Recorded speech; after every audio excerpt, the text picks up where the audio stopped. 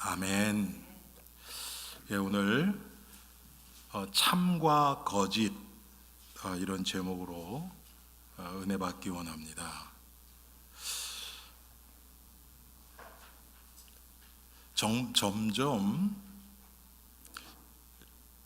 이 시대가 참과 거짓을 분별하기 어려운 시대가 되고 있습니다. 여러분, 과거에 한 40년, 50년 전 이때는요, 우리 친구들하고 얘기를 하다가 인쇄된 글이면 그게 진리인 줄 알았어요. 어디서 들은 거 얘기하다, 내가 어디서 봤어, 어느 신문에 나서 그러면 그거에 대해서 반박을 못했어요. 그런데 여러분 요즘은 어떻습니까?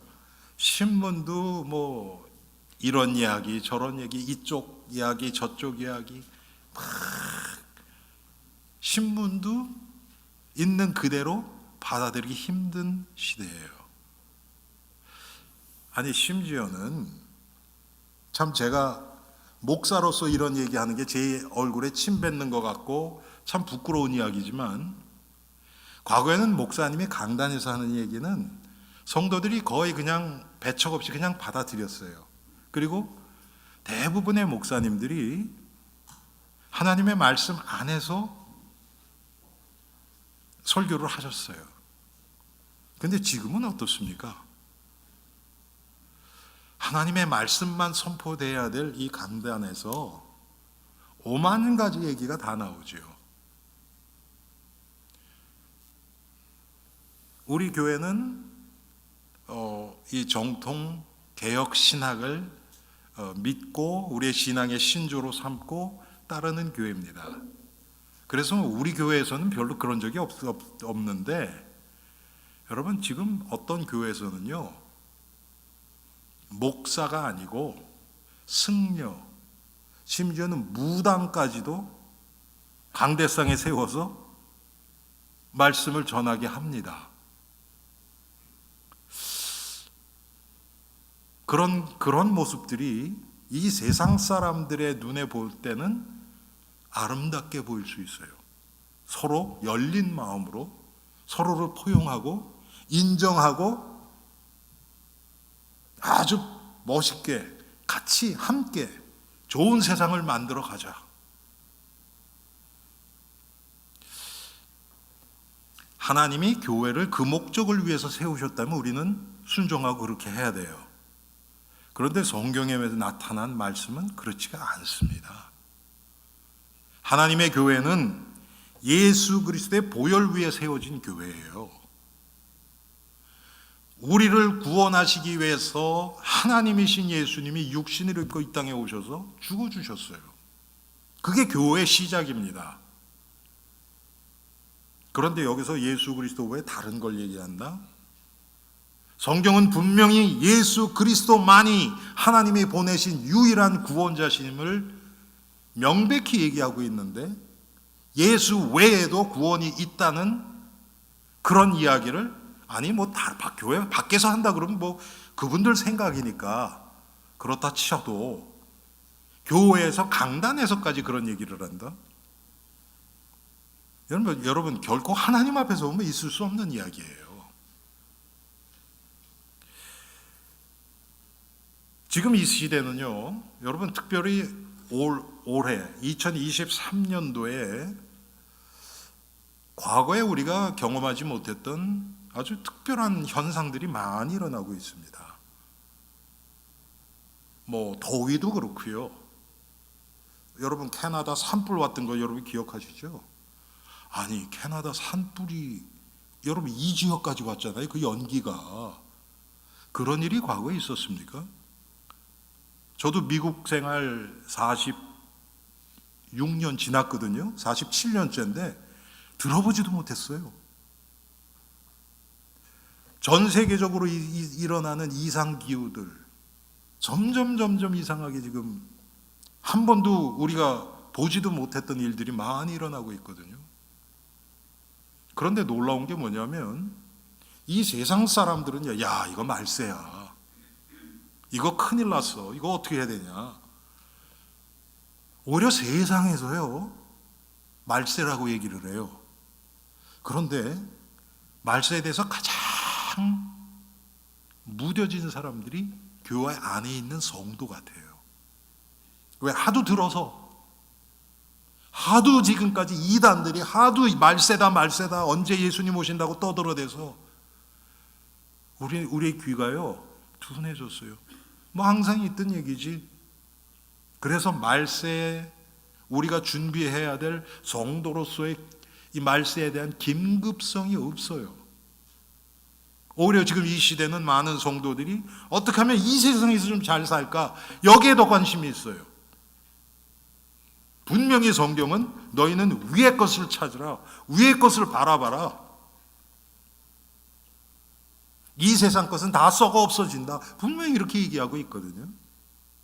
그런데 성도들이 오히려 이 세상 중심, 이곳에서 어떻게 좀 잘 살 수, 내가 좀 편하게 성공하며 살 수 있을까, 여기에 더 관심이 많아요. 그래서 그렇게 설교하는 교회에 사람들이 모여요. 하나님 보실 때 그게 진짜 교회인지 그건 전 모르겠지만 지금 이 시대가 그렇게 흘러가고 있습니다. 그런데 요한 시대부터 시작해서요, 지금까지 지금 예수님의, 주님의 재림이 점점 가까워져 오고 있습니다. 우리가 신학적으로 재림을 예수님의 말세를 얘기를 할 때요, 예수님의 초림부터 재림 때까지를 말세 기간이라고 얘기를 해요. 예수님의 초림부터. 이제 현상적으로 보면 여러분 그 마태복음 24장, 25장, 26장 거기 보면 말세에 대해서 제자들이 질문하고 예수님이 얘기한 것들이 많아요. 뭐 지진이 일어나고 민족이 민족을 대항해서 서로 지금처럼 막 싸우고 이런 일들이 있다고. 그런데 끝은 아니라고 이렇게 끝나요. 그게 마지막은 아니라는 얘기예요. 그런데 말세의 현상인 건 분명해요. 그 현상적으로 봤을 때 지금 말세가 점점 아주 급격히 다가오고 있는 것은 확실해요. 가장 여러분 이 말세에 나타나는 가장 두드러진 증거가 뭐냐면 복음을 막고 훼손하고 그런 적그리스도의 출현이에요. 여러분, 적그리스도가 무슨 뿔 달고 나온 무슨 어떤 한 사람 이렇게 생각하지 마세요. 복음을 막는 모든 세력들, 이게 적그리스도의 세력이에요. 그게 한 사람일 수도 있지만 어쩌면 한 사상일 수도 있고요. 어쩌면 그게 어떤 이 복음을 막는 거대한 시스템일 수도 있고요. 그건 몰라요. 그런데 지금 이 시대 보세요, 여러분. 복음을 과거에는 그렇게 직접적으로 못 막았어요. 특별히 미국 같은 데서는. 예를 들어서 정치가들이 복음을 직접적으로 막는 그런 발언을 한다. 그러면 과거에는 미국에서 정치가로 뽑히지를 않았어요. 그런데 지금은 어떻습니까? 뭐 그런 거 없어졌어요. 완전히 없어졌어요. 오히려 종교 색깔을 내면 그게 오히려 그 사람에게 마이너스가 돼요. 지금은 그렇게 돼버렸어요, 이 세상이. 점점 복음을 막는 적그리스도의 세력이 우리 주위에 지금 왕성하게 지금 일어나고 있고,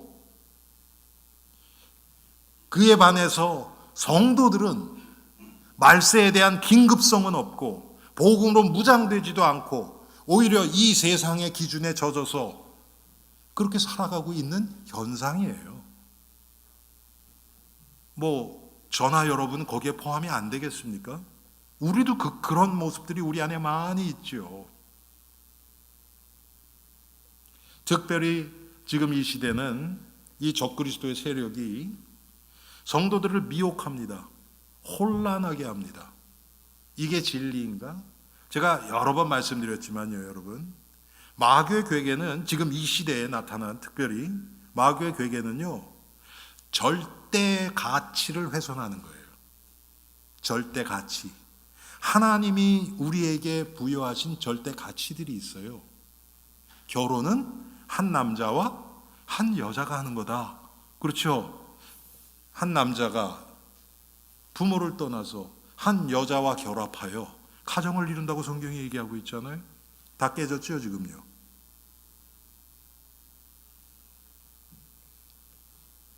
과거에는 하나님이 부모에게 권위를 주셨어요. 그래서 자녀들이 자기 마음에 안 들어도 부모에게 순종하고 자기가 독립할 때까지는 자기의 고집 세우지 않고, 여러분 대부분 그렇게 잘하셨을 거예요. 여러분 잘하실 때 부모님이 여러분 마음에 100% 드셨습니까? 아니지요. 틀린 것도 많이 있어요. 아이 그래 부모니까 그러고 그냥 그렇게 살아왔잖아요. 우리 그렇게 자랐잖아요, 여러분. 지금 이 시대는 어때요? 자녀들이 절대로 물러서지 않아요. 부모에게 순종하는 게 없어요, 별로. 자기의 기준이 훨씬 강해요. 지금 그렇게 돼버렸어요. 모든 게 나 중심으로 돼버렸어요. 디모데후서 3장에 나오는 것처럼 말세는 이런 표적이 따르리니 사람들이 자기를 사랑하며, 내가 우선이에요, 무조건. 가정도 아니고 부모도 아니고 나예요, 나. 내가 싫으면 아니에요. 형제도 아니고 부모도 아니고. 지금 이 시대가 이렇게 되고 있단 말이에요. 하나님이 우리에게 인간에게 부여하신 이 절대 가치들이 있는데 그 중에 가장 큰 게 뭡니까? 하나님에 대한 가치예요. 하나님. 그런데 지금은 하나님의 권위도 인정을 안 해요. 심지어는 예수를 믿는다고 하는 성도들조차도. 무슨 뜻입니까 그게? 성경은 그렇지만 뭐 성경대로 우리가 어떻게 살아, 그런 거 아닙니까 여러분? 성도라면 성경대로 살 사람은 한 사람도 없어요. 한 사람도 없어요.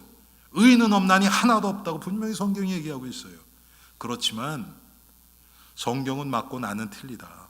나는 성경은 틀릴 수 없다.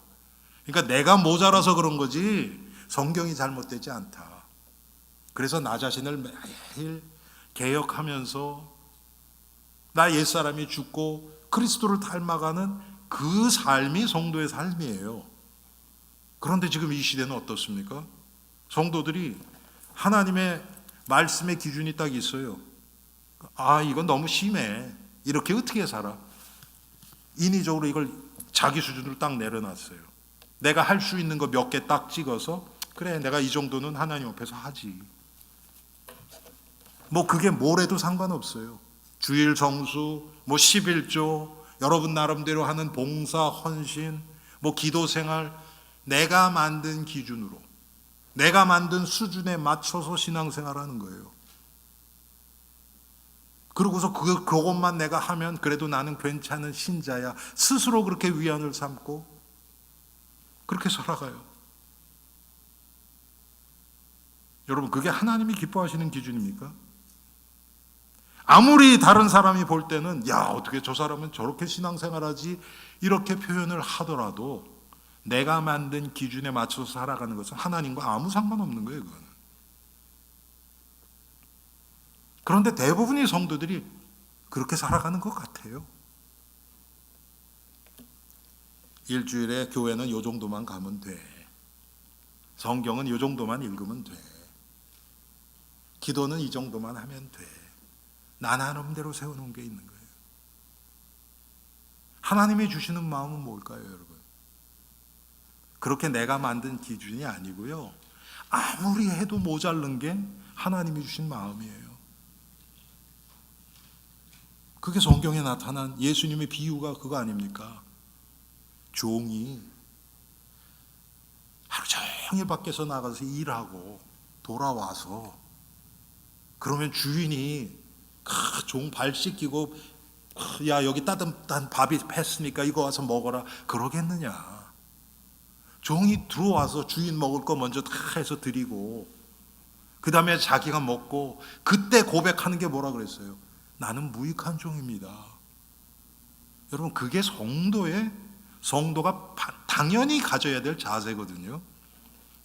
그런데 그런 절대 가치가 완전 사라져 버렸어요. 지금 이 시간, 이 시대가. 그게 마귀의 괴계예요.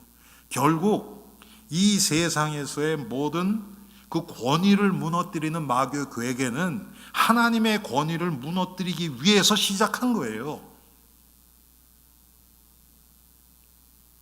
남자와 여자가 결혼해서 한 가정을 이루는 이걸 깨는 것도 그렇고, 부모의 권위에 도전해서 가정이 깨지는 것, 남편과 아내 사이가 깨지는 것, 이 모든 것이 하나님의 권위를 끌어내리기 위한 마귀의 괴계란 말이에요.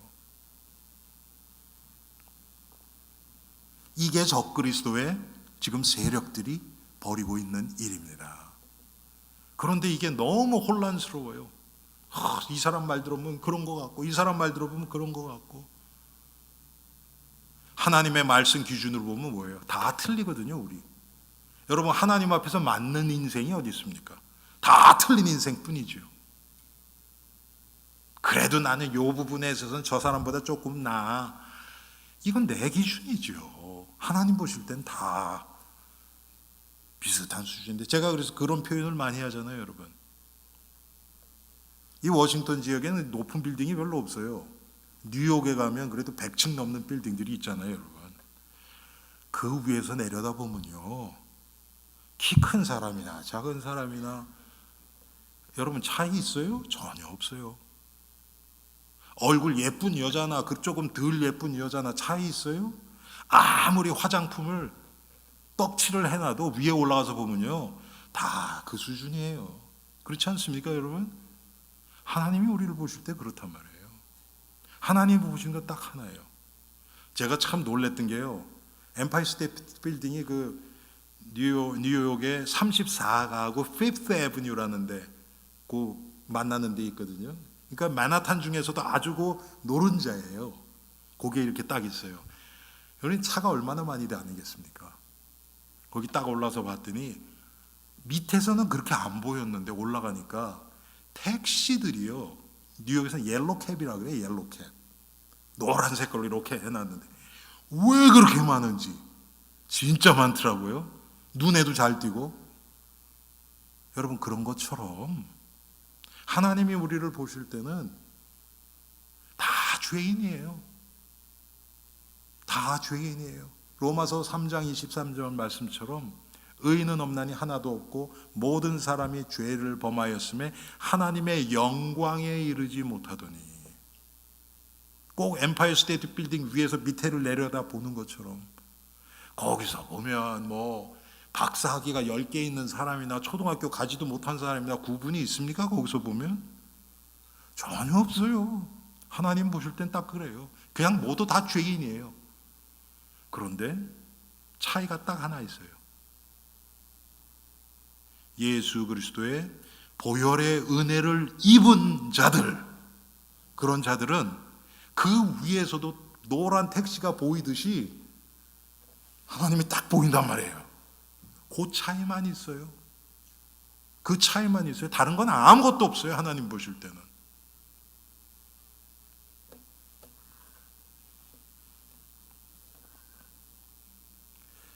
그런데 마귀는 이걸 육신적인 기준으로 빌딩 위에서 하나님의 관점에서 보는 것이 아니라 밑으로 내려와서 인간 기준으로 보니까, 아, 이 사람은 좀 키가 크네. 아, 이 사람은 좀 얼굴이 잘생겼네. 이 사람은 좀 부자 같네. 이 사람은 똑똑해 보여. 우리 다 그렇게 살아간단 말이에요. 하나님의 관점에서 살아가는 것이 아니고, 구원의 관점, 생명의 관점에서 살아가는 것이 아니고, 그러니까 참과 거짓이 구분이 안 되는 거예요.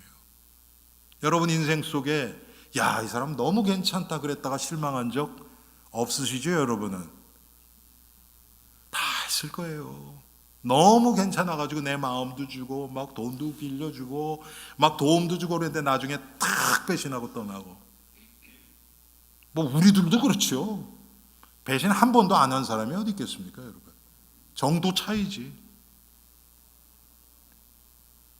나는 배신 안 했다 그러는데 상대방이 나를 볼 때는 배신했다고 보는데.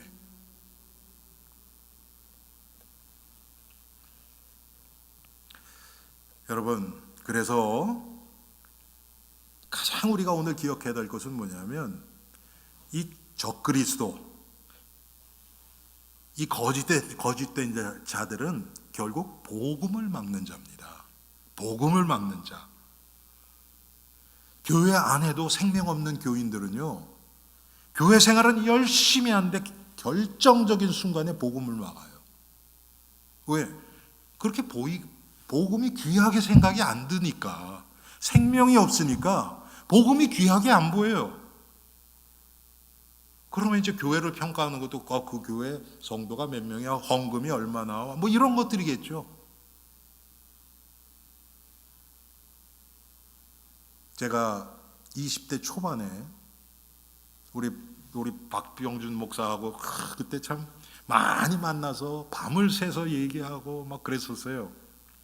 근데 그때만 해도 여러분, 공식적으로 나온 게 있어요. 이화대학교 학생들을 대상으로 미래 남편의 그 직업 어떤 게 좋겠냐 했거든요. 목사가 3위로 꼽혔어요. 목사가. 와, 대단하죠. 지금은 완전 100등에도 못 들어갈 거예요. 그때는 3위로 꼽혔어요. 왜 그러냐? 그때 당시에 80년대 초만 해도요, 서울 이런 데다가 교회 건물만, 십자가만 걸어놓으면 사람이 막 모일 때였거든요. 여러분, 육신적으로 그때 당시 한번 봅시다. 사람들이 많이 모여. 그리고 막 목사님, 사모님 무슨 막 떠받들어요. 한국 또 교인들은 얼마나 그럽니까 또. 그럼 목사니까 바람필 걱정 안 해도 되잖아요. 그때는 좀 그랬어요. 도덕적으로 조금. 여러 가지면 괜찮아요. 이거 무슨 교수 부인, 무슨 뭐 의사 부인보다 더 대접받아. 괜찮아. 여러분. 그래서 그때 그런 얘기가 있어요. 사위가 목사인데 교회 하나 차려줘야지. 장인이. 그런 얘기가 돌았거든요, 여러분. 그때 여러분, 뭐 의사는 뭐 열쇠 몇 개 갖고 와야 된다. 여러분, 과거에 그런 때가 있었잖아요. 사위가 목사니까 교회 하나 차려줘야지. 여러분, 무슨 교회가 비즈니스입니까? 그것도 목 좋은데. 이게 도대체 뭡니까, 여러분? 성경은 그건 전혀, 하나님은 거기에 관심 전혀 없으시거든요. 그런데 여러분, 만약에 그런 장인이 그 교회에 나와서 돈이 있으니까 헌금도 막 하고 멋있는 척하고 장로도 되고 뭐 안수 집사도 되겠죠, 여러분. 생명 아무것도 없어요. 그런데 교회에서 뭐 선교하자 막 그러고, 그거 아까운데, 그런 생각 들지 않겠습니까? 진짜로 있었던, 제가 이 얘기 하나 해드릴까요? 제가 다녔던 교회에서 남전도회가 여름에 모였어요. 우리 남전도회가 좀 어디 저 개척교회나 선교를 좀 돕자. 근데 장로님 한 분이 선교도 좋지만 더운데 그 돈으로 수박이나 사다 먹읍시다. 진짜로 있었던 일이에요, 이게요. 선교비로 수박 사 먹으라고 여러분 선교비 하는 겁니까? 아니잖아요. 그건 자기 돈으로 사와서 먹는 거 누가 뭐라 그럽니까? 복음을 모르면 여러분 결국 복음을 막게 돼 있어요. 그거는 목사라도 그건 똑같아요. 왜? 생각과 기준이 이 세상 것으로 딱 자리 잡고 있거든요. 그럼 그게 우선이에요. 복음보다, 예수님보다, 십자가보다. 결정적인 순간에 나와요. 보통 땐 잘 모릅니다. 자기의 어떤 그 이익이 걸려있지 않을 때는, 내가 희생하지 않아야 될 때는요, 뭐 다 좋아요. 뭐 완전히 인격자 같고 그래요. 그런데 여러분, 복음이 딱 비춰지면요, 뒤집어집니다. 뒤집어져요. 안에 감춰있던 것들이 복음 앞에서는 감춰질 수가 없어요. 그래서 저도 전도하다가 그런 사람 많이 만났거든요. 제가 알던 사람 중에서도. 제가 이 복음의 충격을 받고요. 그때 제가 이 서클 타워에 있던 거기 아파트에 살 때예요. 그랬는데 제가 우리 여기서 이제 학생들을 그 전에 몇 년을 가르쳤었죠. 한 7, 8년을 가르쳤었죠. 아이들이 참 똑똑하고, 그때 이제 그래서 대학 가고 대학원 가고 이제 아이들이 그랬어요. 그러다 여름이 돼가지고 돌아왔어요. 그래서 얘네들하고 좀 성경 공부를 해, 복음을 좀 나눴으면 좋겠다. 그래서 제가 걔네들을 저희 아파트에 모았어요. 우리 그 이종옥 권사님 아들도 그때 있었고, 대학생들, 대학원생들 한 10명 정도가 모였어요. 그래서 제가 과거에 하던 그게 딱 하고 제껴놓고 예수 그리스도의 복음만, 십자가, 회개 이것만 딱 던졌어요. 깜짝 놀랐어요, 제가. 왜 그러느냐? 아이들이 저를 되게 좋아했어요. 존중했어요. 저를 함부로 할 수 있는 아이들이 아니에요. 그런데 홍해 갈라지듯이 아이들의 반응이 둘로 딱 갈려요. 그 안에 생명이 있는 애들, 뭐 신앙생활 얼마나 잘하냐 못하냐 그걸 떠나서 일단 영접이 되고 예수 그리스도의 생명이 있는 아이들은 거기에 눈이 커져요.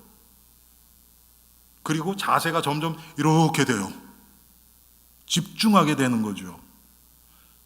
그런 애들이 있는가 하면 그렇지 않은 애들이 있는 거예요.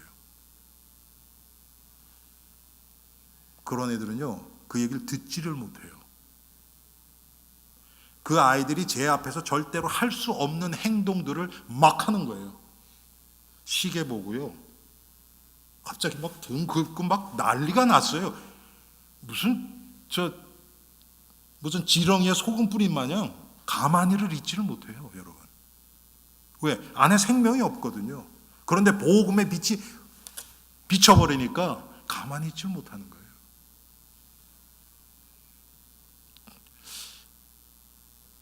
여러분, 예수 그리스도의 생명을 감출 수가 없습니다. 그리고 우리 안에 깊숙이 감춰있는 이 종교라는 이 껍데기에 딱 감춰있는 우리 안에 있는 이 내면의 죄성은 보통 때는 절대로 안 드러나요. 강한 복음의 빛이, 아니면 내 인생에 어떤 한계가 오든지 나의 어떤 큰 이익이 달려있을 때, 이해관계가 있을 때 그때 다 드러나요. 못 감추죠. 자기 자랑하고 싶은 것도 똑같아요. 자기의 어떤 부끄러움을 감추려고 하는 것도 똑같아요. 정말 복음의 강한 빛 앞에서는 다 드러납니다. 그래서 제가 항상 말씀드리잖아요. 저는 여러분들 모습, 교회 안에서의 모습 가지고는 여러분이 믿음이 어떻다, 저는 요만큼도 그거를 판단할 생각이 없어요. 왜? 아니니까. 그런데 제가 오히려 여러분들이 이런 지금 상황 가운데 있고 이런데 그런 문제를, 그런 어떤 일들을, 사건들을 헤쳐나가는 그런 모습을 보면 이 정도는 그래도 믿음이 있구나 알게 되지요. 그런데 교회 안에는 생명 없는 교인들이 많단 말이에요. 예수 영접 안 된 거죠. 생명은 있어도 육신적으로 신앙생활을 하는 사람들도 많이 있습니다. 뭐 우리 다 나는 절대로 안 그럽니다 한 사람 한 사람도 없어요.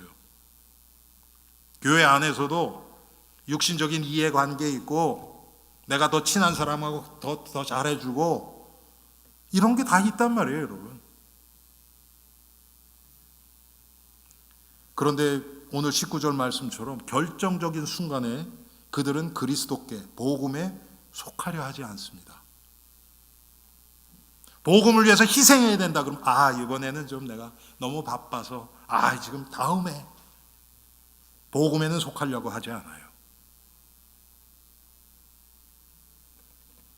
그런데 그리스도 편의 선자들은 어떻습니까? 또 우리가 빠지기 쉬운 이 실수가 이거거든요.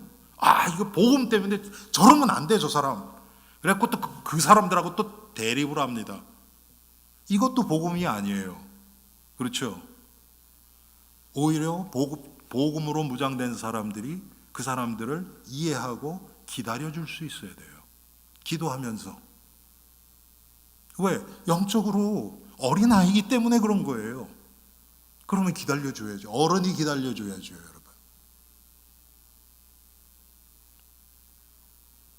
그런데 오늘 19절 말씀처럼 마귀에게 속한 자들은 진리와 함께 거하지 못하고 결국 스스로를 드러냅니다.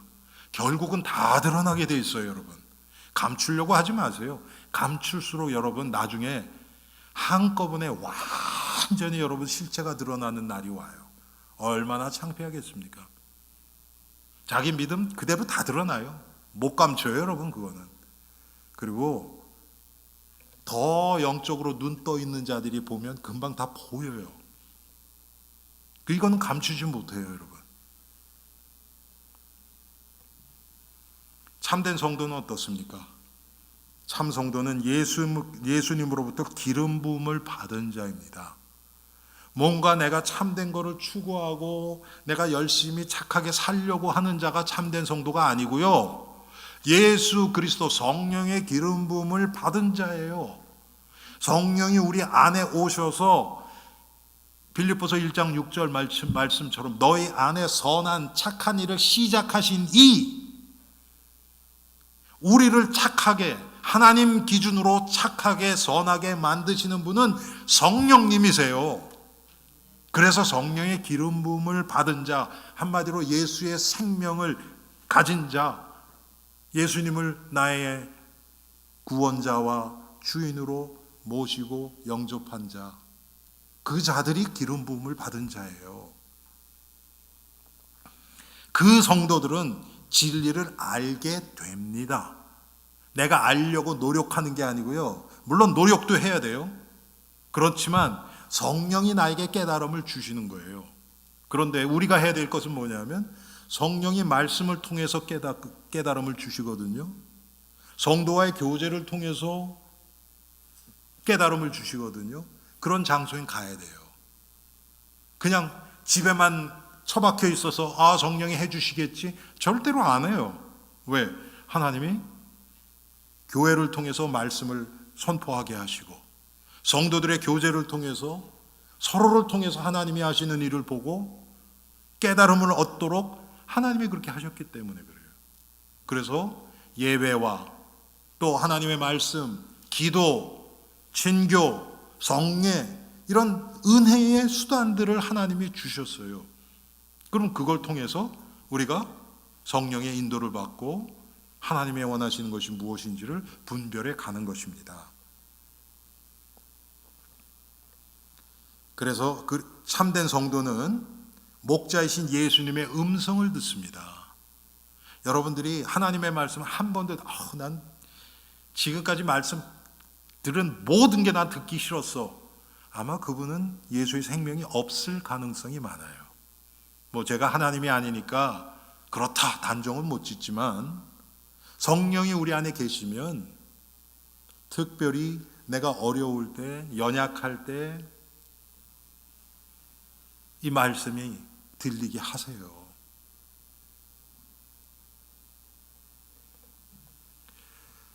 그래서 여러분, 지금 이 시대에 하나님 쪽에서 보면 가장 큰 거짓말장이 누구냐?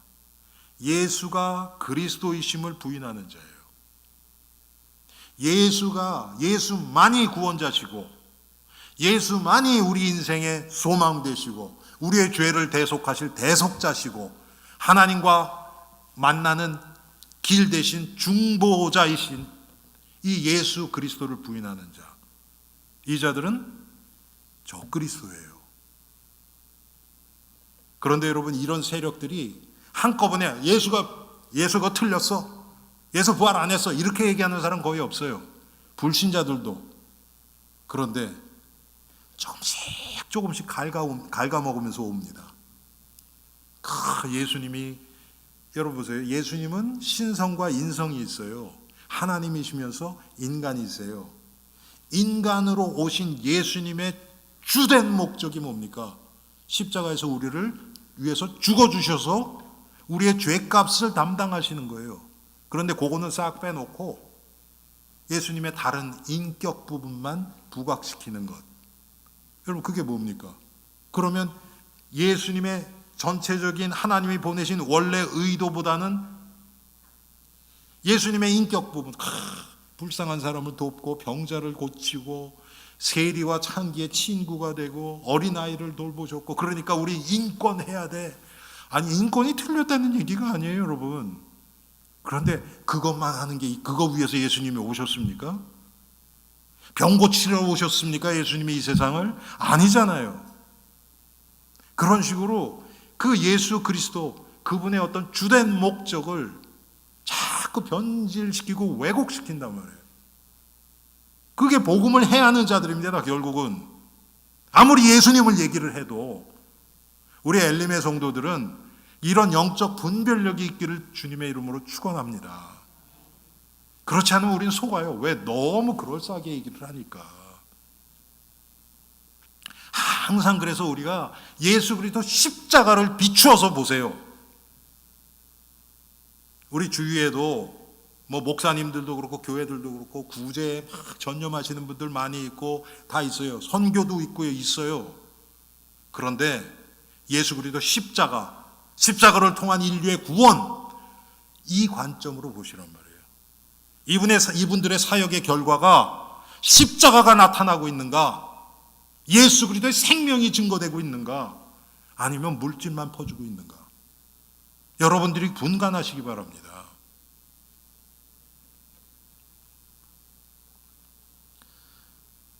제가 지금 내일 우리 권사님 두 분하고 저희 부부가 캄보디아를 갑니다.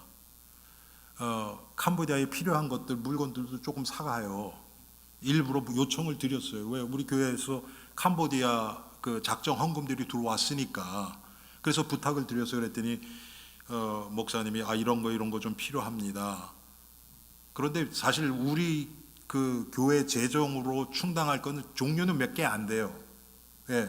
뭐 금액은 조금 큰데 뭐 크다 그래서 하여튼 선교 그 헌금 안에서, 그리고 이제 목사님이 또 개인적으로 필요한 것들은 사서 저희 집으로 아마존으로 그냥 해서 다 싸놨어요.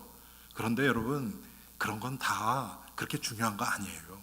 지금 제 마음 중심에 뭐가 있냐면, 제가 거기 가서 신학생들하고 만나서 이야기도 하고, 제가 우리 김석훈 목사님께 부탁을 드렸어요. 우리 위원회에서도 결정을 했고, 그 신학생들이 한 2명 정도를 우리 교회 이름으로 장학금을 줘서 그 신학교 학비와 그리고 이제 거기 조금의 용돈, 그 정도로 해서 2명을 우리가 좀 도왔으면 좋겠습니다. 그렇게 해서 지금 제가 기도 중이에요. 왜? 정말 복음을 사랑하는 학생들을 돕기를 원하는 마음이 있기 때문에요. 그냥 뭐 돈만 받기를 원하는 그런 학생들을, 여러분, 그러면 뭐가 되겠습니까? 결과가 없겠죠. 그런데 정말 복음을 사랑하는 그런 학생들, 그래서 이 하나님의 이 생명운동에 귀하게 쓰일 수 있는 그런 사람을 돕는 그런 선교비였으면 좋겠다, 그런 마음이 있어서 그런 거고요. 또 하나는 원래 그 김석훈 목사님이 저한테 주일날 그 12월 3일일 거예요. 그 캄보디아의 어떤 교회인데 조금 큰 교회예요. 거기다가 설교를 잡아 놓으셨어요. 거기서 좀 설교해 달라고. 그런데 제가 목사님께 여쭤봤어요. 저는 그런 교회는 별로 관심이 없습니다. 오히려 지금 시작하는 그런 교회나 개척교회, 우리 교회가 앞으로 계속해서 함께 기도하고 그 교회를 이렇게 도울 수 있는 그런 교회였으면 좋겠습니다. 그래서 지금 내년 봄에 목사 안수를 받는, 지금은 이제 강도사라 그러죠. 강도사님이신 그분이 집에서 하는 교회에 이번에 가기로 했어요. 저는 거기에도 관심이 많아요. 그런데 무조건 뭐 선교비만 보내는 게 아닙니다. 지금 제 마음속에 김석훈 목사님한테도 말씀을 드렸는데 한 2년 정도만 일단 돕는 걸로 얘기를 하려고 그래요. 그래서 2년 돼서 너무 부흥해서 독립할 수 있다 그러면 독립하는 거고, 2년 됐는데 똑같이 그렇게 있다, 여기 거기다가 계속 여러분이 귀하게 진짜 피땀 흘려서 헌금하신 그거 계속 거기다 해야 될까요? 그건 또 아니잖아요. 그렇죠? 그래야 또 그분들도 또 더 경각심을 갖고 또 사역에 전념하시죠. 지금 그런 여러 가지 생각과 거기서 그 학생들과 또 교직원과 교수들과 또 좋은 복음 안에서의 만남과 저는 그 마음을 가지고 지금 갑니다. 눈에 보이는 건 중요하지 않아요, 여러분. 우리 교회보다 부자 교회 너무 많아요.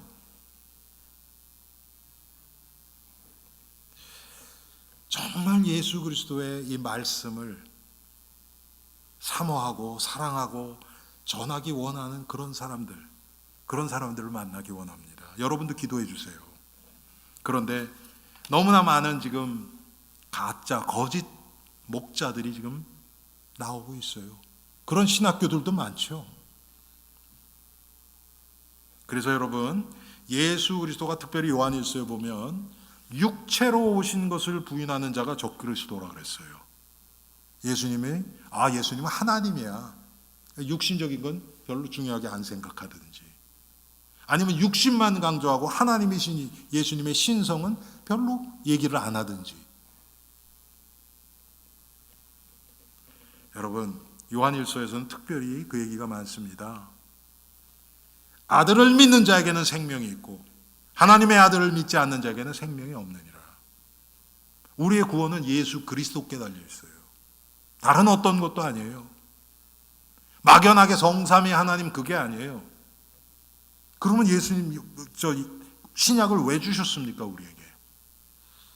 그 하나님이 우리를 구원하시기 위해서 육신을 입고 이 땅에 오신 그 하나님이 예수님이세요.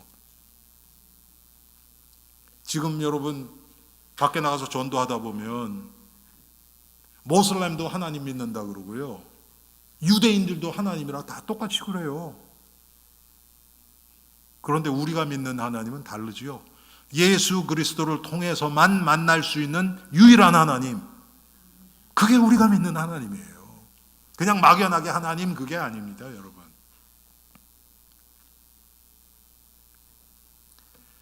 오늘 24절에 보니까 처음부터 배워온 것을 계속 믿고 나가는 자의 성도는, 처음부터 배워온 것. 여러분, 이단이 왜 나오는 줄 아세요? 뭔가 남들은 모르는 우리만 아는 뭔가 있다, 이걸 강조하다 보면 이단이 나와요. 처음부터 배워온 것. 여러분, 이 성경이 지금 쓰여진 게 지금 벌써 2000년 가까이 되잖아요. 그런데 그때부터 하나님의 이 구원의 흐름이 계속 흘러왔어요. 그 중간에 이 캐톨릭에서 정말 이 중세시대 때 암흑시대도 있었어요, 영적으로. 그래서 교회의 이름으로 오만 가지 비리도 일어나고 그런 때도 있었어요. 그런데 하나님이 그 중에서도 또 개혁자들을 하나님이 세우셔서 복음을 회복시키시고, 그래서 오늘까지 우리에게 이 복음이 전달되어 왔어요. 그런데 이단들은 이 기독교 역사를 부인해요. 그리고 우리만 하나님의 특별한 은혜를 받았다고 해요. 여러분 저는 여러분들이 유튜브를 통해서 아니면 인터넷을 통해서 여러분의 설교를 듣는 거 저는 반대는 안 해요. 그런데 나만 뭐를 안다는 식으로 얘기하는 자들은 경계하세요. 그러면 귀는 즐겁습니다. 남들이 얘기 안 해주는 뭔가 아주 신박한 어떤 성경 해석, 그런 식으로요. 그런데 여러분, 아주 위험합니다. 왜? 하나님이 그 깨달음을 통해서 지금까지 기독교 역사를 이끌어온 게 아니거든요. 예수 그리스도의 십자가를 통한 인간의 구원, 이거예요. 그냥 십자가와 부활, 여기서 벗어나면 여러분 위험해집니다. 왜? 다른 건 다 중심이 아니기 때문에. 그런데 마귀는 자꾸 내가 깨달은 것, 그것 가지고 그래서 어떤 분들은 회개만을 자꾸 강조를 하고, 어떤 분들은 무슨 성령의 은사를 강조하고, 자꾸 이 변두리 것, 예수 그리스도 오직 예수, 오직 십자가, 이것이 약화되도록 해버린단 말이에요. 그런 건 경계하셔야 됩니다, 여러분.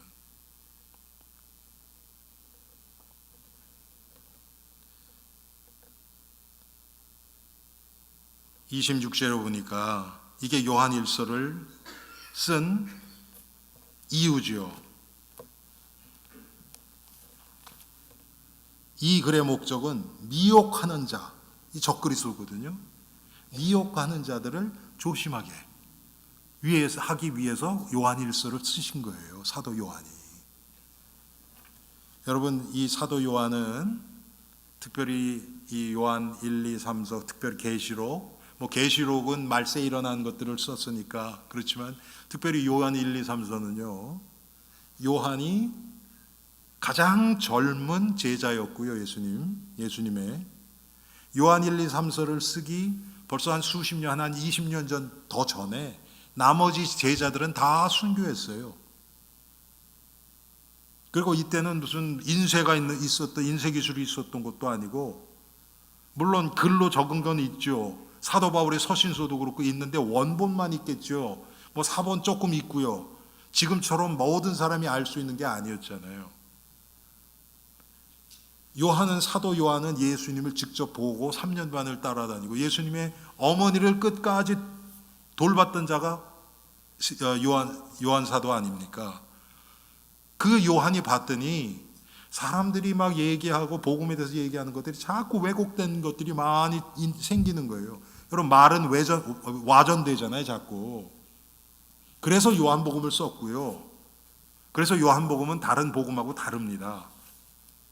그래서 다른 복음은 공관복음이라고 얘기하고 요한복음은 그렇게 얘기를 안 해요. 거기서 빼요. 왜? 다른 각도에서 본 거기 때문에. 그래서 요한복음에는 이 공관복음, 마태, 마가, 누가 복음에 없는 이야기들을 많이 집어넣었어요. 의도적으로. 그리고 요한 1, 2, 3서는 그렇게 많이 왜곡되고 와전된 그런 복음을 다시 세우기 위해서 쓴 글이에요.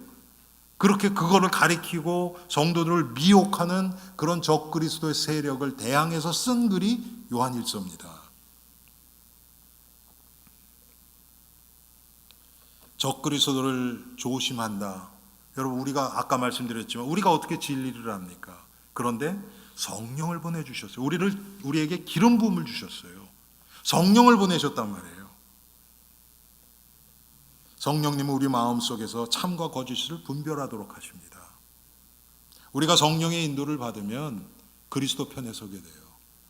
복음 편에 서게 돼요. 성령님이 진리시기 때문에 우리를 진리로 이끄십니다. 성령을 우리를 친히 성령께서 가르치신다고 27절에 말씀하셨고요. 특별히 성령님은 말씀을 통해서 역사하세요. 우리가 말씀을 대할 때 깨달음을 주셔서 우리를 변화시키시기도 하시고 회개도 하게 하시고 우리를 이끄십니다. 하나님의 뜻을 알게 하시는 거죠. 그래서 성도는 주 안에 거하면서 주의 강림을 기다리는 자입니다. 여러분, 주님은 이 시대에 성도들이 다른 게 아니에요.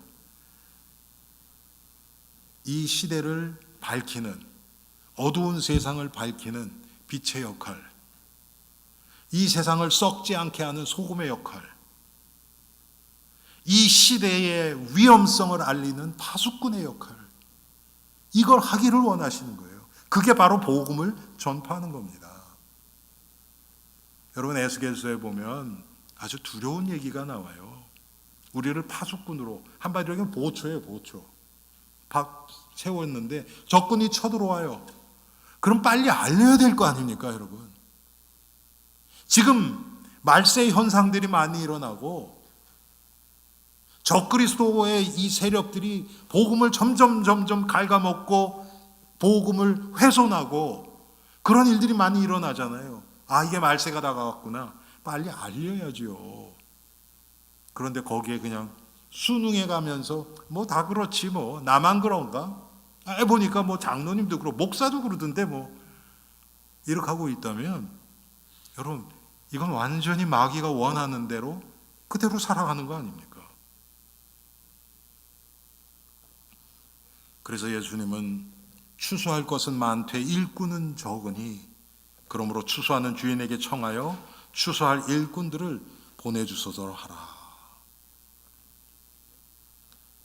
여러분, 나만을 위해서 기도하지 마시고요, 이 시대를 위해서 기도하십시오. 후대를 위해서 기도하십시다. 정말 전 세계에 있는 교회들, 고통 가운데 핍박 가운데 지금 신음하는, 정말 힘들어하면서 눈물의 기도하고 있는 그런 성도들을 위해서 우리가 기도합시다.